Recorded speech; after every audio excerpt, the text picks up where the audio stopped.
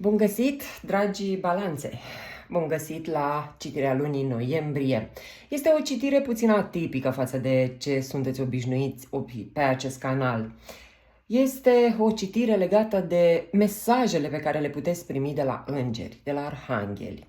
Haideți să vedem ce vă ghidează, ce ne arată ei ca posibilități pentru luna noiembrie, pentru toți cei născuți în zodia balanță, cu soarele, luna sau ascendentul în această zodie.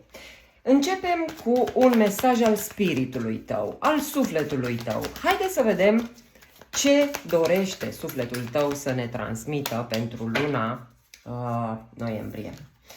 Ei bine, voința.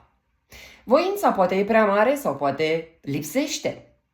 Până unde ești gata să mergi pentru a-ți atinge obiectivul? Ești întrebat. Asta te întreabă sufletul tău.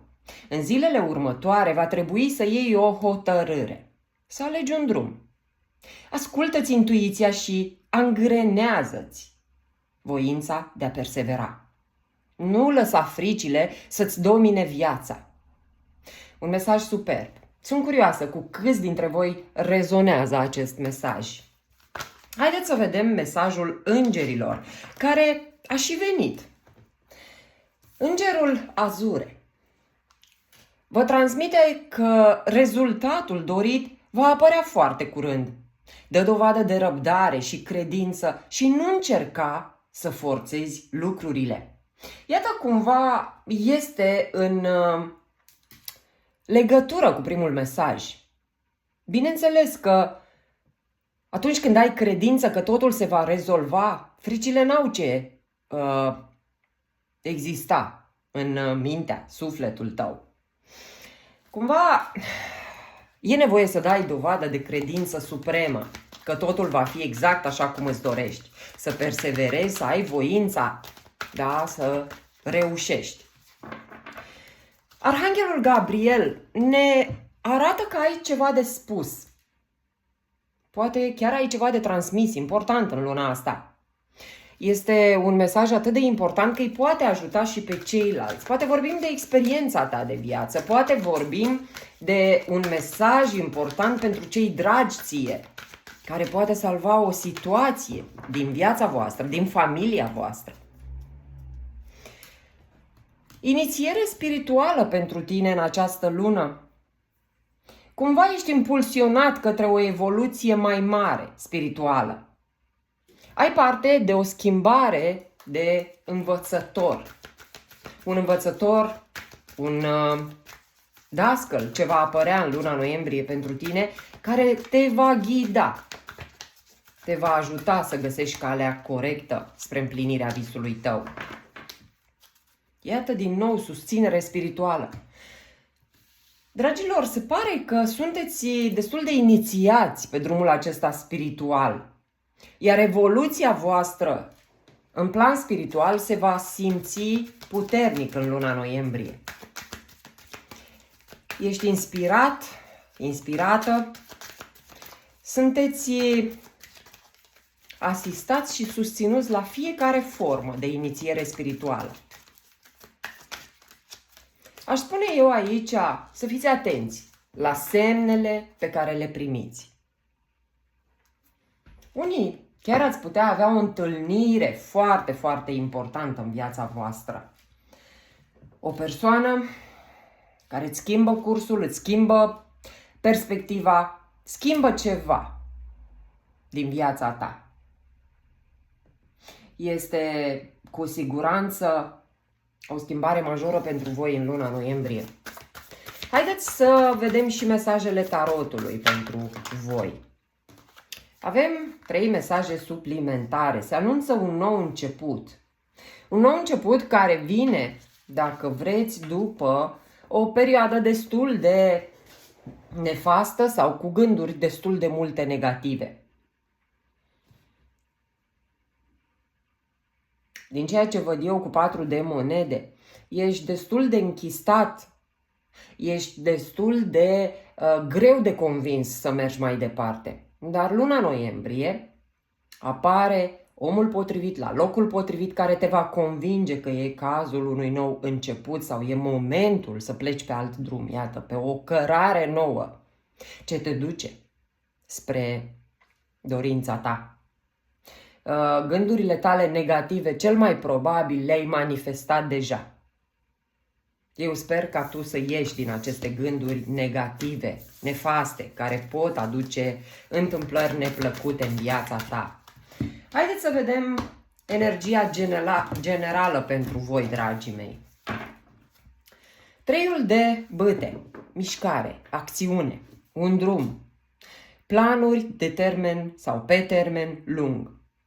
Este o abundență ce vine în viața ta datorită alegerilor pe care tu le-ai făcut în trecut. Ai să fii chiar mândru, mândră de alegerile făcute și de succesul ce vine din munca ta. Răbdare. Din nou un mesaj de a avea răbdare. Răbdare și vei vedea ce ai de făcut pe mai departe. 7 de spate. Posibil ca unii dintre voi să vă simțiți pierduți. Poate de-aia și apare la momentul potrivit învățătorul tău spiritual. Pentru că ai senzația că viața ta la un moment dat o ia razna și vei avea nevoie de ghidare. Iată-te cum fugi. Efectiv, iei ce poți cu tine și fugi. Este, dacă vrei, o teamă de o pierdere materială pentru unii dintre voi sau de o pierdere emoțională.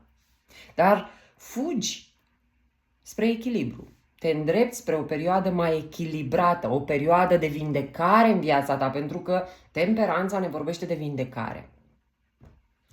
Este o modalitate prin care amesteci ideile alea noi cu cele vechi și creezi un nou concept de sine care te echilibrează, te ajută să-ți regăsești liniștea pierdută. Mai multă diversitate pentru tine în luna noiembrie. Schimbarea înfricoșează sau cel puțin pe mulți dintre noi ne face să ne temem. Ascultă-ți intuiția și fii atent, atentă la semne, pentru că luna aceasta vei primi foarte multe semne. E nevoie de o eliberare de frici, poate contextul în care vei fi pus, poate situațiile de viață ce vor fi prezente în luna noiembrie te vor face să ajungi la concluzia că n-ai de ce să-ți fie frică. Eu uite, Doamne, ce frică mi-a fost și până la urmă totul e pentru binele meu sau spre binele meu. Revelații multe în luna noiembrie, care vor face mult mai multă claritate în mintea ta, în viața ta. Regele de bâte. Poate ai de-a face cu un berbec, un leu, un săgetător, ce vine ca și o energie cu o destul de mare influență în viața ta în noiembrie, dar eu aș spune aici că este o energie ce vine să te susțină. Vei fi mai motivat, mai inspirat, mai ambițios decât ai fost vreodată, mai puternic sau puternică. Îți vei lua un rol de șef, de șefă poate, sau aș spune eu că treci la acțiune. Dacă până acum ai stagnat, ai lălăit-o, ai tot mutat-o dintr-o parte pentru alta, iată că e momentul să vezi cât de ambițios sau ambițioasă ești, să treci la treabă. Vei comunica mult mai clar decât ai făcut-o până acum. Aș spune chiar că vei avea oarecum o sensibilitate dacă vei fi criticat sau criticată. Dar ai o abilitate fantastică în luna noiembrie să vezi partea plină, să vezi cumva imaginea de ansamblu.